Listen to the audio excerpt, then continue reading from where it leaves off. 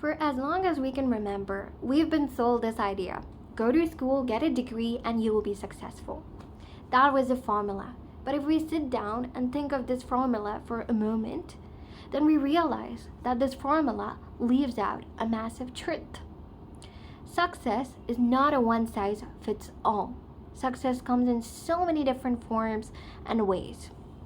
And history has been proof that just because a certain idea has been believed in for a long time, or a certain practice or tradition has been carried on for years and years on end, says nothing about its validity.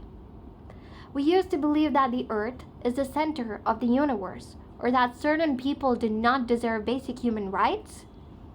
So just because an idea is old and common says nothing about its rightness or about its beneficiality to us as a species. And our current education system is based on this assumption that everyone learns in the same ways, through the same methods, and at the same pace. But the truth is that human beings are wildly different. Some of us learn by exploring, some of us learn by creating, and some of us learn by doing.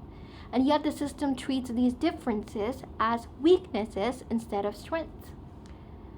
I know this firsthand because I struggled a lot in school. Not because I wasn't curious enough or because I did not have enough ambition, but because the way things were taught was wildly different from the way that my mind learned things. And yet, we are just supposed to fit into this one box and try to learn in the same way that everyone else is learning. But I think that seriously curbs our creativity and our innate human potential.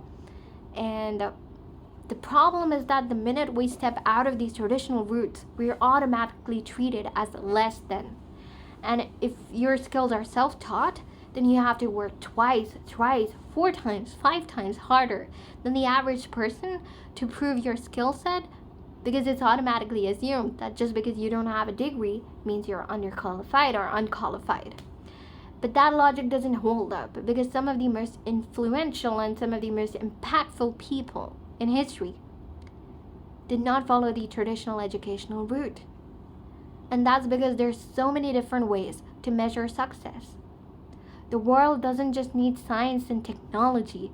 It needs art, design, communication, music, community building, and innovation that doesn't just fit this syllabus.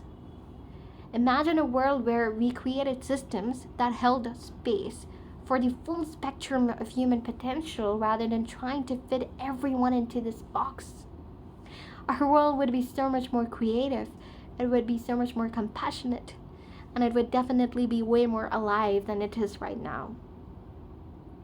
It's high time that we stop treating alternative paths as second-class choices, because they're not. And education shouldn't be about trying to fit yourself into this box and trying to learn how everyone else is learning. It should be about exploration. It should be about exploring how you learn best. And if that means creating an alternative path for yourself, then that's not failure. That's success. That's freedom. Thank you for listening to the end.